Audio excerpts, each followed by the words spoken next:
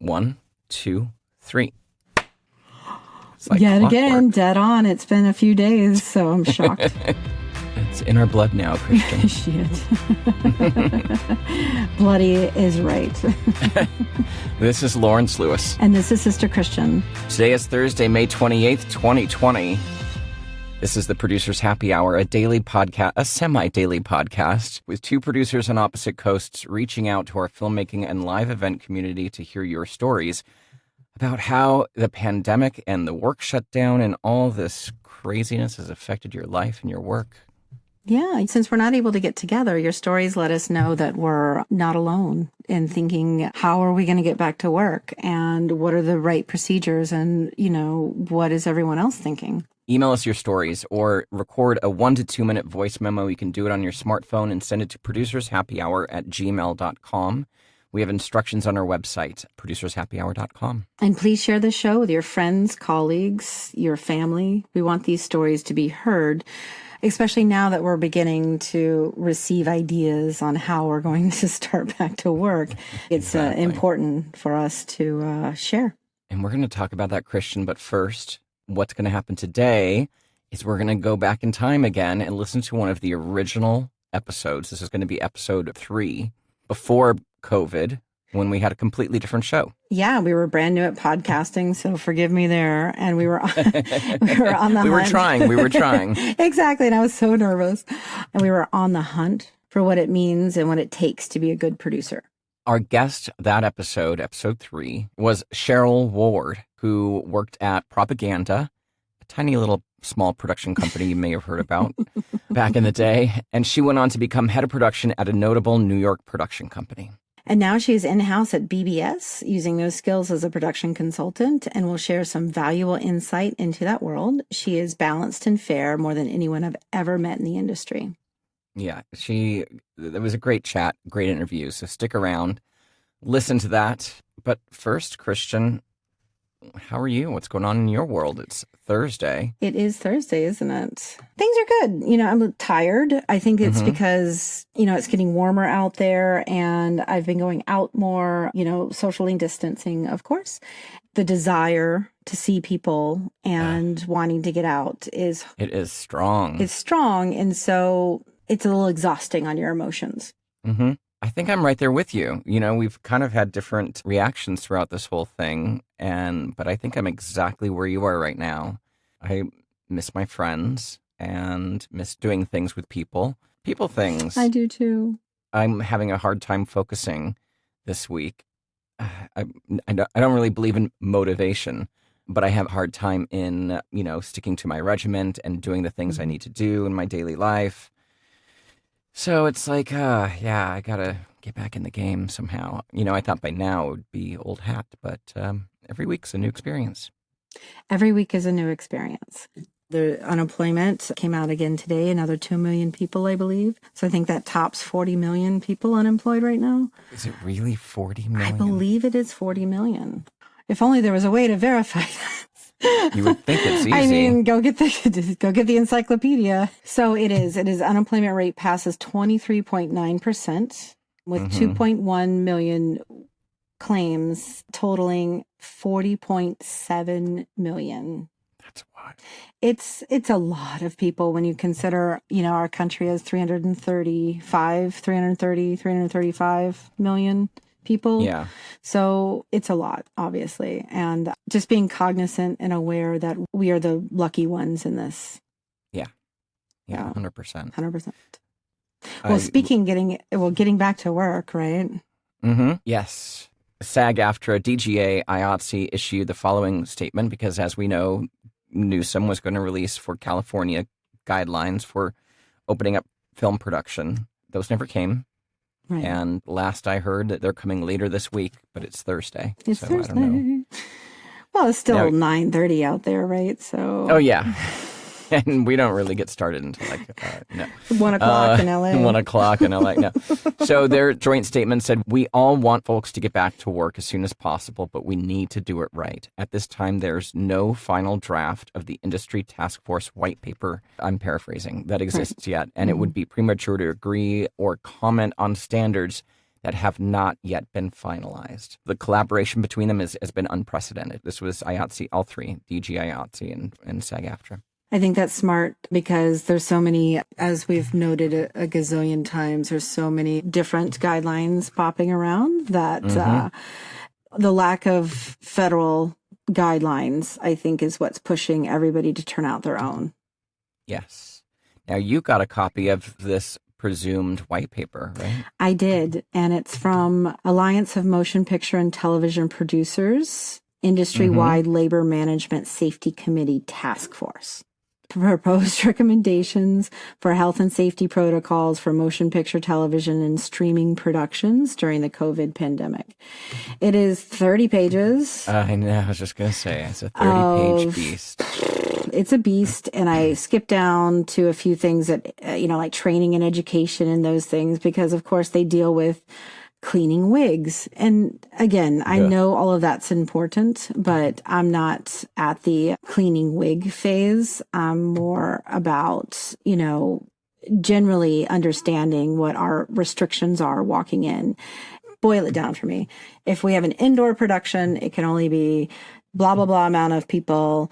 And we recommend that you have, 3 sets of PPE per person, just in case, something like before lunch, after lunch, and an extra one for, just in case some incident happens where you have to change it out, right? Or like I need 1 bathroom per every 5 to 6 crew members. And then there's an attendant that wipes it down after every single use.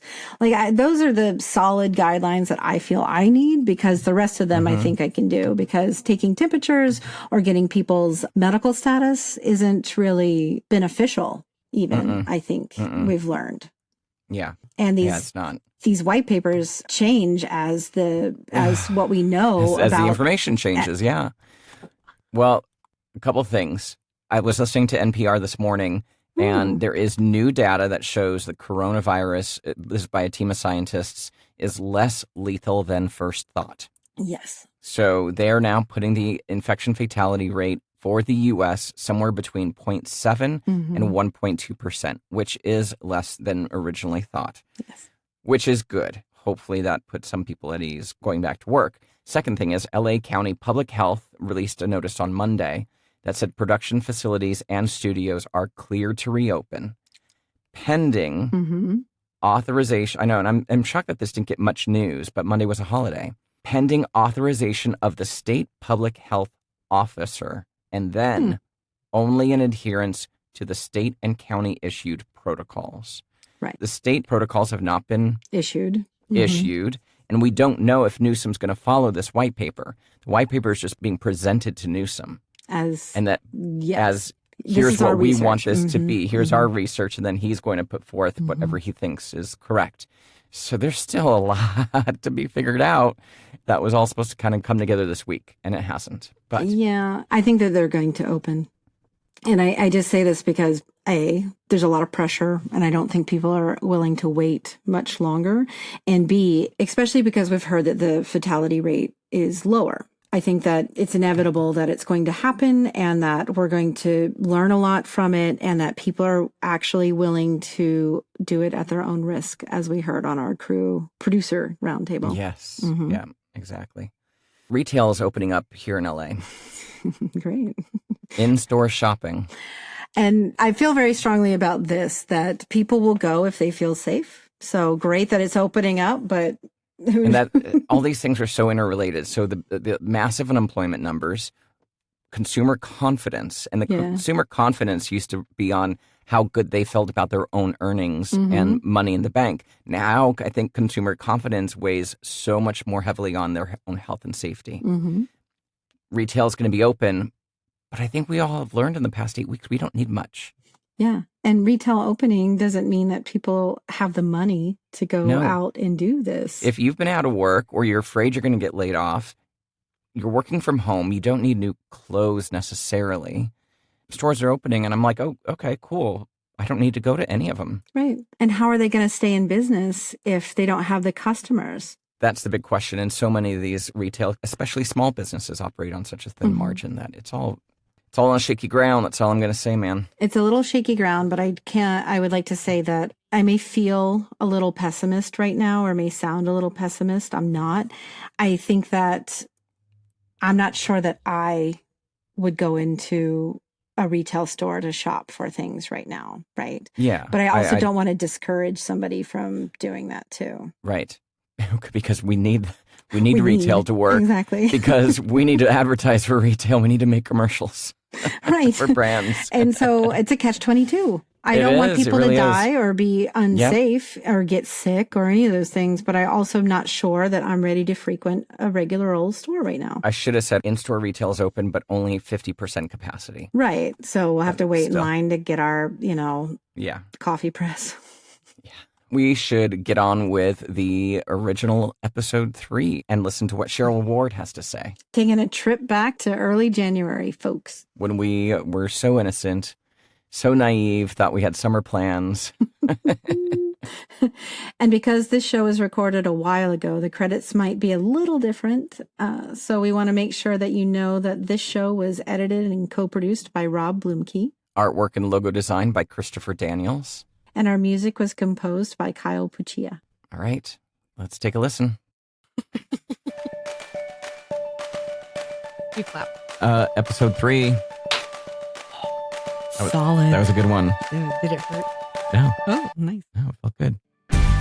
Welcome to the Producer's Happy Hour, the podcast where two seasoned producers on opposite coasts have an honest discussion over drinks about what it means to be a good producer. It's more than just numbers on a spreadsheet. It's more than just hiring crew and renting gear. Join us on our continuing search for greater learning with host Sister Christian in New York and Lawrence T. Lewis in Los Angeles. Hi, Lawrence. Hey, Christian. We're back for episode 3. Yeah, but I miss you. I miss you too. We're not in the same room. No, you're off in LA where you live. Yeah, but I can see you on my little computer screen. Hi. Hey. And here I am in Brooklyn in my basement. Yes, but we're still going to have drinks and chat about producing. Yes, today I have to admit that I'm having my favorite beer ever, Coors Light. Oh, that's your favorite beer? Yes. Wow. It's easy drinking and goes down smooth. You are as trashy as I thought you were. Yes, 100%. Sorry. No offense to Coors Light drinkers out there. Just some jokes amongst Silver friends. bullet. Silver bullet. Well, I'm drinking just a lovely glass of white wine. Nice. Yeah. Well, it is afternoon, so Yes, I think that it is. a Coors Or so Light. we say. Exactly. I think a Coors Light and a white wine is fitting for this time of day. Yes. And I have to admit, I've had some time off. I took some time off after my last job, and I'm really enjoying it. Did you get away? I got away. I went upstate after my New York job, and Nice. I'm just kind of been Well, you have chilling to out. take care of yourself because our jobs are so intense and we live them for we live them. There aren't weekends off as No. much as we try. No. And when you do get an email at 7 a.m., you respond to it. Yeah. You can't put it down. So we have to take care of ourselves. Right. So I did that. I've been doing that. And because I'm sure soon enough the phone's going to ring and You'll be back at work. yeah. Yes. Well, it's time to get on with the episode, but just a reminder for people who aren't familiar with the show, Producers Happy Hour is about us going on a journey to find what it takes and what it means to be a good producer. Yes. It's not as easy as it seems. People may think it is, but It's not just numbers on a spreadsheet. no, it's a combination of many skills that Exactly. combined to make a Exactly. good producer. And speaking of, this week's guest is Cheryl Ward, who worked at Propaganda back in the day. Remember them? I mean, how can you not? I heard my mom told me about them once. All right. And she went on to be head of production at a notable New York production company. And now she's in-house at BBS, using those skills as a production consultant, and will share some valuable insight into that world. Oh, yes. She's balanced and fair, far more than anyone I've ever met in this industry. Yeah. I can't wait to talk to her. It's going to be great. But Yes. first, what time is it, Christian?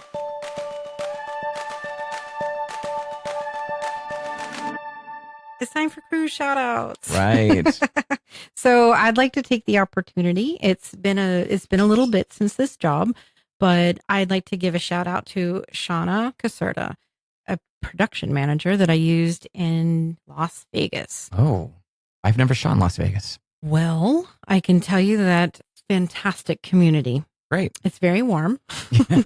We were actually filming at an outdoor festival called Life is Beautiful Uh-huh. for a large brand. Okay. And with a very small crew. Mm. And at the pre-pro meeting at 7 p.m. the night before the shoot, the creative changed completely. Those are the scariest words. The creative changed. Completely. Oh, God. So she facilitated this with grace and style. She was able to pull off a different camera package among many other things that made the job happen. Amazing. Mm-hmm. Wow. Well, cheers to Shauna. It was a very difficult job and she made it happen. Cheers, Shauna. Cheers, Shauna. Yeah, it's having a PM like that on these kind of jobs that are crazy and hard and difficult and challenged and all that kind of stuff is so important. Yes. So finding a good one, especially in places in a smaller market, is really important. So, well, I can say that when I was a production manager in New York and an LA producer would bring their LA production manager, I always felt like I was the one, but I'm the local. Right. Right. And I understood how that made me feel. Yeah. So anytime I go into a town, the majority of the time I do use the local because they know it better than you know. Right. Yeah. And they're going to know it better than the PM you take with you. Yeah. That's true. So I think it's important. And she really pulled through for us. Excellent. Yes. Well, my shout out, if I may, is Courtney Battles. And again, this is from that's her real last name. Well, actually, I don't know if it's real. That's her name. Last name. Courtney Battles. And this is again from my job in New York that I was, when I was out there. She was my talent coordinator, which was an important aspect of this job because we were running a hair salon for 3 days in the meatpacking district of New York. That's crazy. A hair salon for both humans and dogs. And we had, I don't know how you guys did that. We had part of the talent, believe it or not, our hairstylists and makeup artists. Those were considered talent because they were on camera, on the stage. Dog groomers. Of course. And then customers with their dogs. Public customers. Now, realize we, of course, as you do in any good experiential job, you precast some of these people. So you have guaranteed content. Otherwise, it could all fall apart. So we did cast some people through regular, real people casting. As we do. We did some street casting at the dog parade in the East River Park. Yes. And the Halloween dog parade. Thanks to fun. that. Yes. And we had real walk-up customers. And Courtney was in charge of all those people. And we had influencer dogs. We had influencer people that weren't coming to get makeovers, just to take photos. I'm a little jealous. Influencer dogs. That's a large community. We met famous dogs. Yeah. Yeah, we met some really famous dogs. And Courtney coordinated all of them, communicated with all of them about their time, if we were running late, if they were running early, and just took on this job and coordinated the talent like a beast. Wow. It was about 70 people. That's a lot. It was 60 customers and about 10 staff, and also the brand ambassadors too. So she had to coordinate 70 people over the 3-day experience, and she handled it flawlessly and handled all the contracts, all the communication, all the emails. She was amazing. So shout out, or actually cheers to Courtney Battles. Cheers, Courtney. Cheers. And so as always, we're going to put their contact information in the show notes if anybody wants to ever get a hold of them. Yes. Christian, do you know what time it is? It's time for tip of the day. I don't know why that's so funny. It's great. So my tip of the day is, because we're talking to Cheryl Ward, who is a production consultant, my tip of the day is called Have a Story. Because makes sense. You need to have a story, especially if you're involved in the bidding process. But even if you're not, if you're involved in overages or talking to producers or in talking to production consultants, you have to have a story to back up whatever your needs are. Exactly. If you need more money, if you need more money, or if you put something in the budget, you need to be able to back it up and justify it with a story. You can't just think, oh, I'm just going to push this through and push this number through. Or if you talk to a production consultant and they have questions, you need to be able to have the answers. Right. And a story will help them. And a story will help you understand. They're not there to just take a pen and line out numbers out of your budget. I mean, they are. But if you have a story and you can talk to them and you can reason with them, they're reasonable people most of the time. You should be able to protect yourself and use your story to justify the things you need to execute the job. Agreed. That's a great tip. Yeah. So here's my tip of the day. And again, mine seem to be very common sense based. But anytime I ever talk to a cost consultant, I treat them as if they're humans. And to your point, Lawrence, a lot of times cost consultants or production consultants are a faceless, nameless person on the other end of an email that is questioning why you need that much craft service. Yeah. And if you can approach them from a human side and treat them how you would like to be treated, I know, common sense. Go figure. I know, crazy, right? But they're often not thought of as human by anybody that we normally discuss cost consultants as. Anytime you say cost consultant, usually there's a face made behind it. Right. Or people get nervous. Yeah. And I think that that's not, I mean, they're doing their job and you have your job. And I think that if you just approach them in a way that is human, they will understand. And I think that goes for everybody that we True. deal with, right? Exactly. Yeah, it's a day-to-day tip. Yeah. Treat humans like humans. Exactly. Be nice. Don't be a dick. Have a story and you'll get through it. And you'll get through it. Right. Communication. Yeah. Go figure.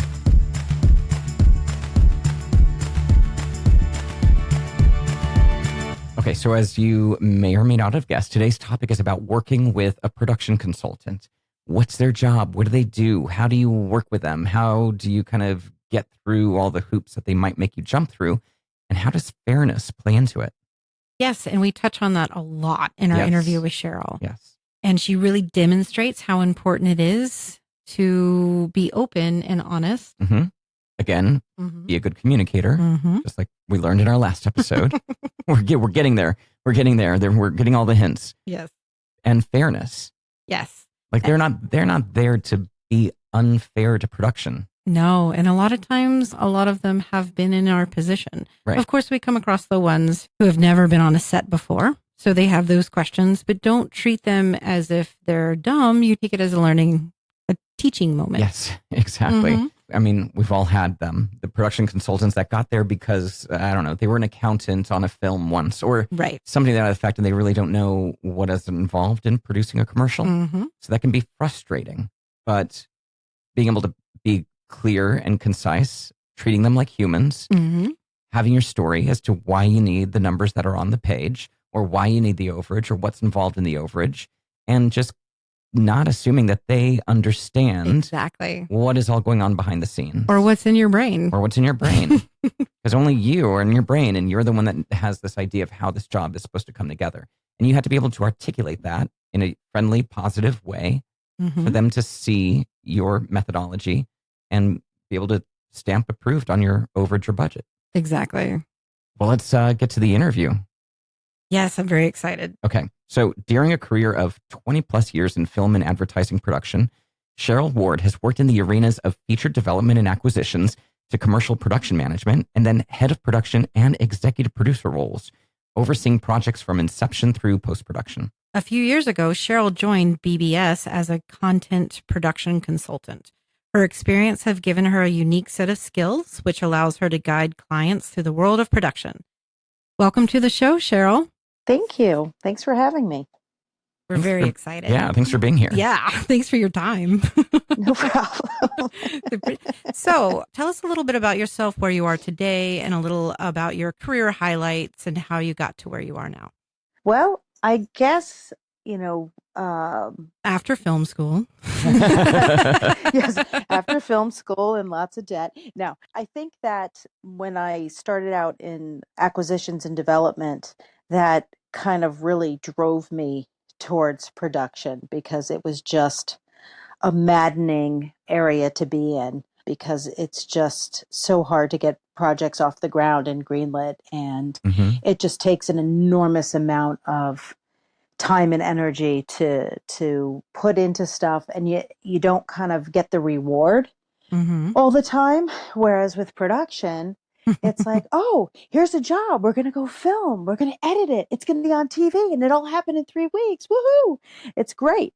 So very satisfying. It's so satisfying. It's so satisfying. And the fact that you don't have months and years on end to solve problems and tweak things. It's like you just don't have that kind of time. You need to be quicker with your decisions. You need to have all your information just at the front of your brain at all times, ready to use, which is just really, really great.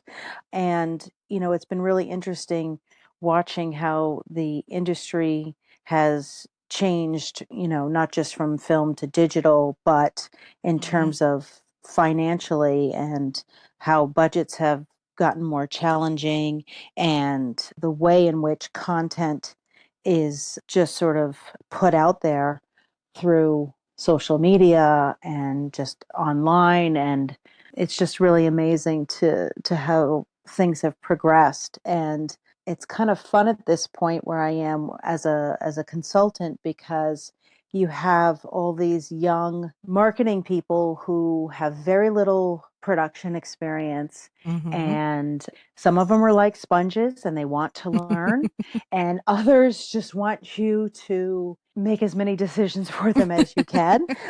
So it's just an interesting side to be on now. It's sort of like doing a 180. Oh yeah. And I know I'm kind of like on the dark side now, but Mm. I try to very much remember where I was on the opposite side and kind of bring that to the mix at all the time. So It's funny because, we do come across people in your position and yeah, you say the dark side and sometimes it Mm. does come across that way. But I think what I found, I've worked with some great people that are full of knowledge, that Mhm. have the kind of career that you've had, that have something to stand upon when they're making the cuts to your budget or having mhm. conversations about how to skinny things up. And it shines so much more clearly than when it's coming just out of thin air. Yes. Yes. You can have educated conversations with someone like yourself, and it's only dark-sided when it's somebody who But doesn't it's have, not you. When somebody doesn't have it, when or they're somebody doesn't really have it. working off of rate sheets. I mean, Exactly. there's been a lot of, Oh, I've rate learned that sheets. there's just a lot of firms out there, and we definitely have a much different approach than a lot of them do.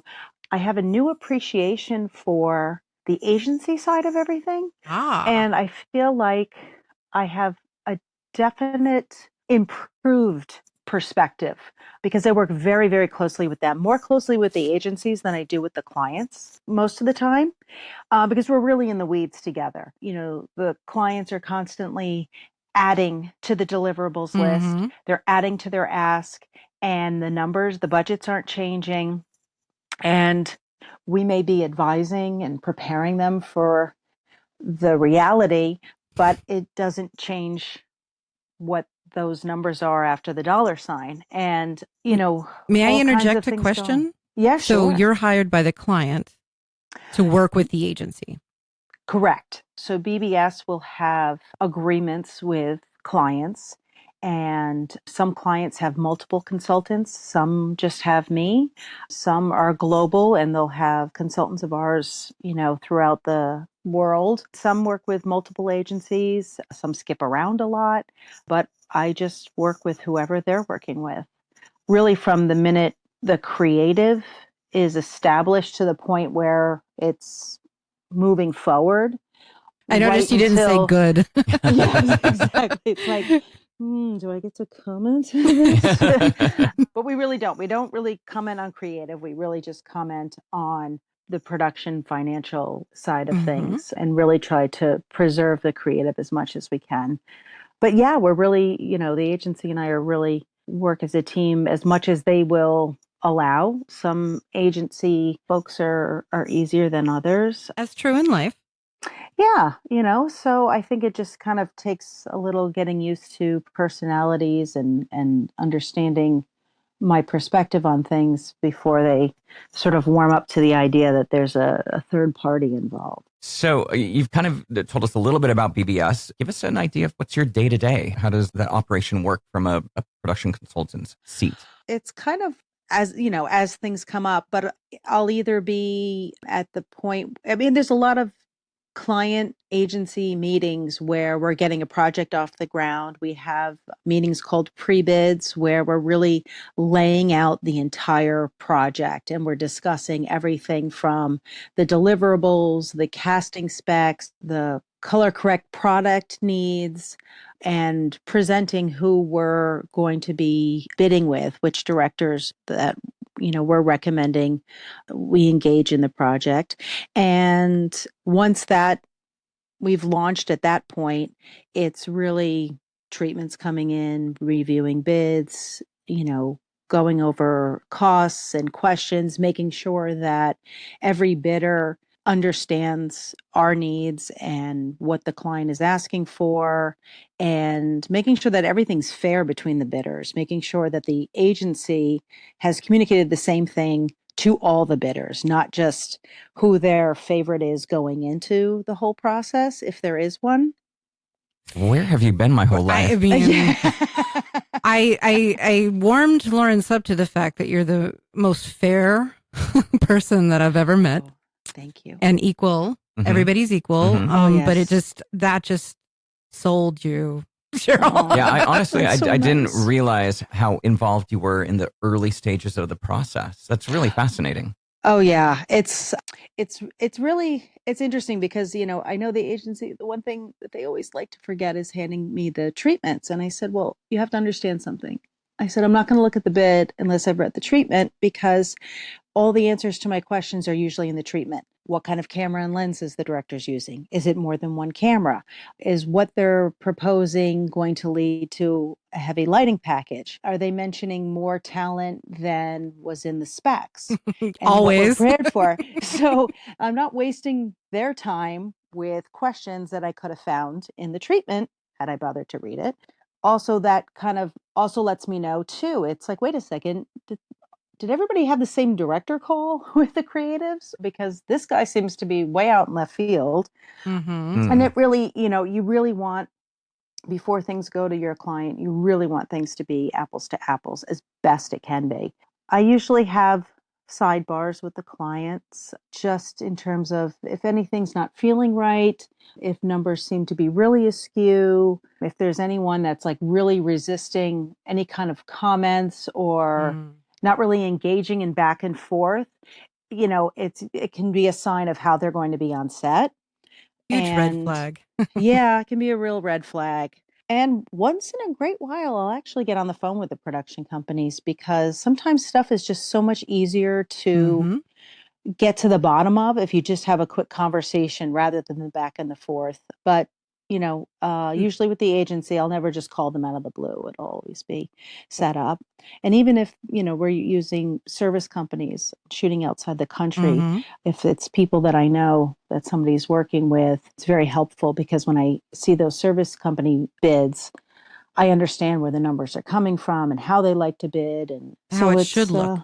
how it should look. Mhm. Exactly. I mean, I can say too that anytime that I'm on a job that I know is being looked at or bidding a job that I know is being looked at by a cost consultant, I ask Mhm. to speak to them directly. I think that's great. I'm like, listen, please. I mean, they're very common sense answers, and I Mhm. can really just go through it and end everyone's misery Suffer. pretty quickly. I know. Mhm. I know. Because, I mean, in the end, I think sometimes the reputation is a bad one, when I think that most cost consultants are humans Mhm. and they just want to be treated as such. So it's So please see me as a human.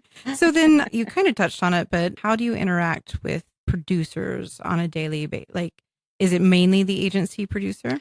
It's mainly the agency producer. It will be with account people, heavily with the business manager as well. Producer and business manager the most, and then the account team. But really, it's the agency producer. And if I have any interaction at this point in my career with the line producers, it's really when we're in production and Mhm. overages come up, Mm-hmm. and you just kind of bullet point things in an overage, but there's no story behind it. And so it's just It's really just $20,000, and you're like, just why? 20,000. Yeah. It's like, could you just sign this? No. Can I just talk to the producer when you break for lunch or something? 5 Mhm. minutes, and we can just answer all the questions.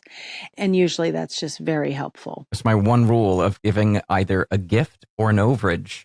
There's got to be a story behind it. Yes, please let there be a story. A pretty good one, too. A pretty good one too. Yes.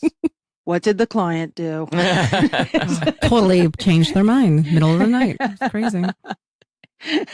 So in your career of working in different capacities with different producers, different types of producers, have you found one key ingredient that a producer embodies or needs to embody to be effective and good at their job? Being a fantastic communicator, not just between the producer and their director and crew or the production company, the agency, but it's just so vital that information is shared to all the appropriate parties because it can really impact a job when stuff is just not shared with all the right stakeholders. And, I think it also helps to set expectations when they're able to communicate, because whether it's about the schedule and when clients and agency need to approve things, because if anything's delayed, there could be cost implications, whether it's the talent, the locations, it's like that's crucial. But communicating the client's wishes when you're on set, I think that's just really the most important part. And then next for me would be fairness, how they are with their crew and their vendors, especially if anything on a job is cost plus, because those final costs end up coming my way. And I see everything. I see the payroll reports. I know what was bid. I know what people were paid. If you start seeing inconsistencies, you start to wonder about not just the Ethics. producer, but you worry about the production company. Yeah. Ethics. Yeah. Yeah. I just think it's really, really important. And, I do my best to be fair. When things are being bid, I've actually had production companies underbid P&W, and I know they're trying to hit a number, and a lot of times that is a cost plus item for clients. And I'm like, you know what? This is not the way to like scrimp and save on your budget, because we know this is going to be your cost. Yeah, And exactly. You can't find or it. if they, or if they don't have P&W at all, and they're just gonna, I start to worry about workers' comp and things like that. But I think knowing that the crew has been treated fair, I'm in constant contact with the agency. So while they're on set, if they're picking up on things, we're all hearing about it. And Good secret. Good to know. so it's secret society. No, I mean, it's like, one of the reasons why we invited you on, we're all very like-minded here. So I would like to think that if I was being reported on, it would be fair. Right. Yeah. But that's very interesting to know, because not everybody thinks that they will ever get caught. Yeah. Oh, yeah. We've been yeah. And who is not bidding P&W? In this days? It's not the 90s anymore. I've had a couple companies busted by the state labor boards. Yeah. And to the tune of $50,000 to $75,000 fines. Ouch. Yep. Not worth it. It's really not. And, I've had production companies that, bid a job non-union, and I think we're able to, but somehow somebody that was union got onto the crew and called it in, and they bid P&W one way and then they paid for it another, and when it's cost plus, and it's like, well, wait a second, they're in this situation, and it becomes this really delicate balance, because you never want to see anybody kind of take it on the chin. Right. And it was definitely like a learning curve. Exactly. Well, it's a learning lesson. Yeah, it's a huge lesson. I can tell you that the companies it's happened to with me, it's only happened once.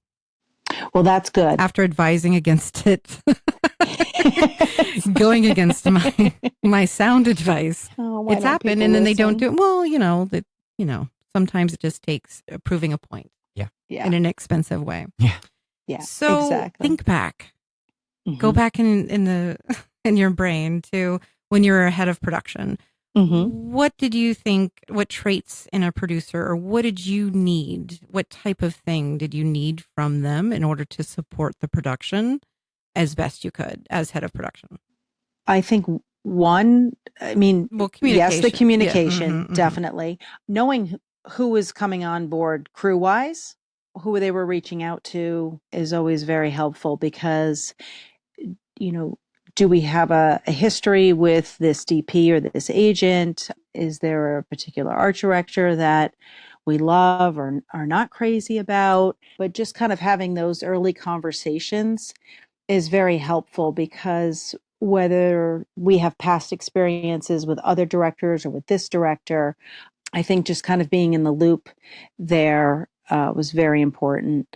And then, I know a producer is just like, the minute they're on the job, it's like they're never left alone, and they have people coming at them from every angle, and people are talking at them, to them, with them. And it's like, are they catching all of this? So I know it's really hard to find the 5 minutes to come over to see me or make a phone call to just kind of, report in on how things are going.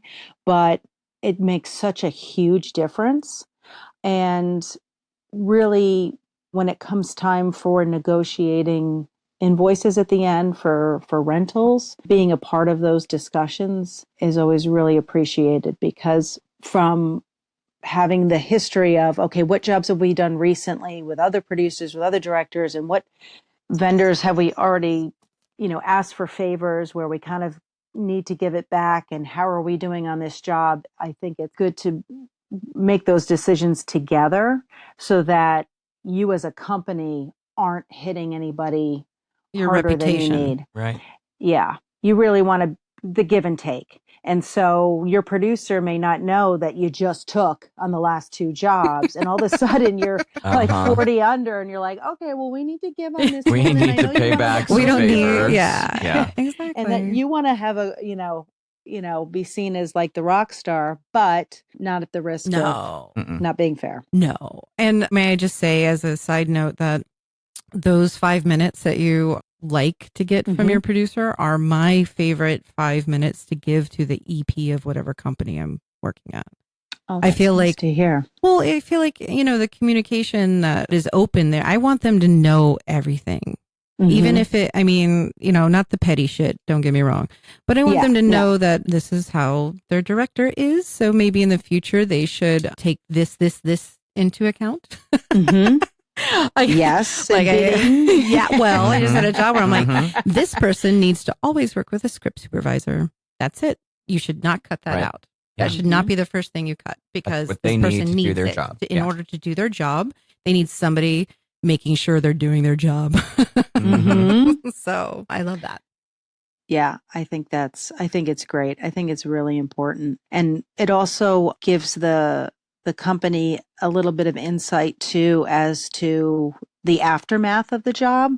When everybody's moved on to the next thing, it's like, okay, what's left that we have to tend to or oversee, what's outstanding, so that nothing really falls through the cracks.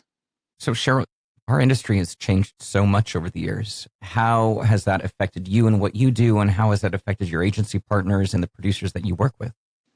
I find that people come and go a lot quicker. Interesting. Yeah, I see it either with the production companies that we're bidding and who we kind of work with. Hands will change. I've even had companies like where they've been in the middle of a job and they've actually gone into bankruptcy. And with the agencies too, it's like you may have a great team that you're working with, but then all of a sudden your client moves to a different agency, and now everyone that you've been working tightly with for the past 2 years, and you've got a real flow to how you work, is gone, and you have to start fresh. But then when you call to inquire about past jobs or tie up loose ends, the people that you worked with are already gone, because the minute an agency loses a client, they just start cutting people if they don't have a new client coming in to rebalance. So I find that really unfortunate. It's just that there's a lot of expendability with this climate. Oh, it's ugly out there. I mean, wow. When so deep. Well, I know. Whew, thank you. To your point earlier, when you said, it's all content these days, and I've found that Instagram stories are more important than 15-second spots in some clients' mind, because their target audience is going to be clicking on the pre-rolls or the Instagram before they're watching television the way that we grew up watching television. That's Those very Super Bowl true. commercials are gone. They're Yeah, gone. yeah, I yeah. know. It's all. Although it's Olympics all are coming. social. I'm excited about those. It's interesting because now with the media companies that are buying your airtime, there's all these. You've got your media buyers for all your network and cable. And then you have your social media companies that are all about Facebook and Your Insta and digital YouTube. agencies. I know. And I'm like, oh, if I hear about one more 6-second GIF or bumper, or I'm like, what does that boring? even What's mean? that? Like, Yes. it's just, This one? I want Snapchat? real words. What is What? TikTok? I know. Is there a filter for that? Yeah. Horrible. Well, I mean, that's horrible. used to be fix it and post, and now it's like, how many hits can I get? Right. Yes. And Yes. it's gone in 24 hours. It's Mhm. gone. Oh yeah. Oh yeah. Oh, but can I add this one thing? This Yeah. is something that's really interesting that that I found. And it adds another layer of complication, but when you are casting now, before we book talent, we research the talent to see their Insta Mhm. accounts or if they have any YouTube channels, because they may be saying negative things about an ingredient in your food or Wow. a type of product in general. Yes. And all of a sudden you've cast them for your spot. Like, what do you mean you don't drink milk? Like, No. dairy's bad? What? And it becomes a real issue. And so now it's sort of like going into the casting specs, you kind of have to put it out there that, this is the product. If you have any issues, if we're going to find any negative comments on social sites or whatever, please don't participate in the casting, or you're not going to be selected, and so Wow. forth. So Well, I haven't seen that in casting selects yet, but I certainly during the casting process have requested Instagram handles Yeah. or Facebook so that we can do our own research. research, exactly. Mhm. Exactly. Well, so what do you think the most important thing producers should know in today's media landscape? I don't know. That's a hard question. It's a good one. I mean, I can give you an example. Oh. Like the last person we interviewed said tech. They have to be up Being on their tech technology. savvy. Yeah. Yeah, and understand what all these platforms are that you're advertising for and who watches them and what Right. the market is, like being tech savvy. Yes and no. I don't know because half the time you're surrounded with people that are.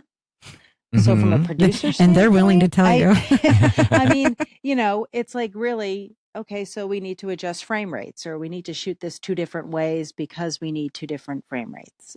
I don't know if that's if you feel that's important. yeah, Right. as important, just because you've got your DIT, your AC, your DP, your agency The experts, team, the tech experts. exactly, surrounding you. that Yeah. are there anyway. I think it's just you're sharing the information, you're communicating, this is what we need. Do you fully understand it? Maybe, maybe not, but I think we mean more globally, like understanding what Instagram is and who the market is. yeah, I would Or- say yeah. kind of knowing.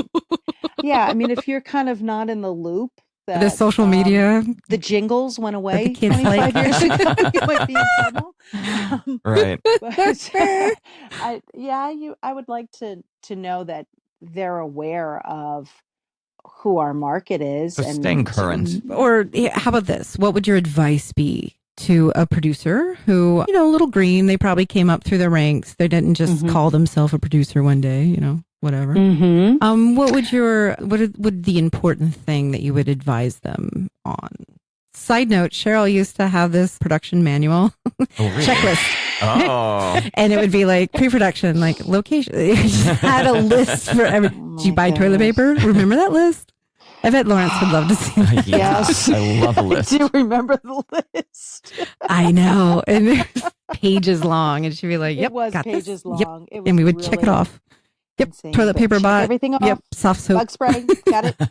Yep, absolutely. Yes, I know. I was a little particular. So at the time, well, still are, it sounds like. Yeah. I would say get out there and talk to your crew, your vendors. Equipment is always changing, how it's operated, the crew that's needed for it. It's just really being like you said, current on everything. I think that's the most important thing. I mean, the more familiar you are with everything that's being used and how it's being used, the better off you'll be at communicating and just kind of running the show. That's great. It makes sense because we have to stay current. Yeah. I mean, not Yeah, only I just mean- for tech reasons or equipment reasons, but we're in an industry of making media for the current generation using current technology, and we can't turn a blind eye to the way the industry is growing, the way equipment's growing, the way the methodology of creating media is growing and changing. We have to stay current and incorporate all these new methods into our vocabulary. Exactly. Everybody has their job to do, but to rely on everyone to the point where you feel it excuses you from being Yes. able to double check and dot the I's and cross the T's, then that's kind of a shame on you. Yeah, for sure. So to wrap things up, and I don't know if you have something like this, but across your career, head of production and through features and what you're doing now as a cost consultant, what has been your best experience or interaction with a producer of any type, agency, line producer, anything? Wow. You've had so many. I know. They're all just flooding your brain, aren't trying they? to choose Wow. one. Exactly. I guess one that really can communicate it's almost like closing a deal, because with agency producers, you'll have creatives that are clearly recommending a certain director, and a client may want to go in another direction for various reasons. And you may not even be in agreement with it. You might be saying, you know what, I really think you need to trust the agency on this one. But, I've seen producers really sell it and own it to the point where they're going to stand behind their creatives with pitching their recommend. Or if the client went against the recommend and selected somebody else, now they're kind of in this situation where they might have some grumpy creatives, but they need to sort of rally everybody to treat the entire job as if this was their recommend, like that this is the best person for the job in order to, have it be successful. That very interesting, because we don't get to see it from that side. We just make it happen. Right. Yeah.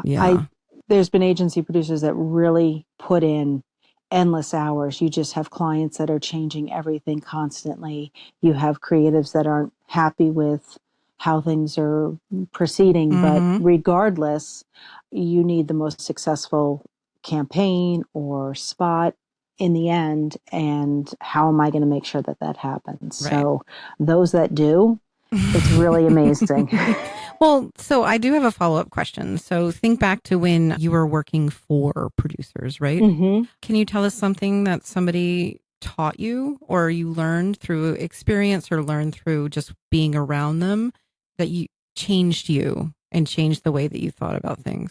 I would say a producer, this was like really early in production land for me. One, allowing people to, like, having the trust in people to do the job that they're hired to do, like giving them the room to breathe and do what they're supposed to do, while still kind of finding those teaching moments, and just being a good reader of people.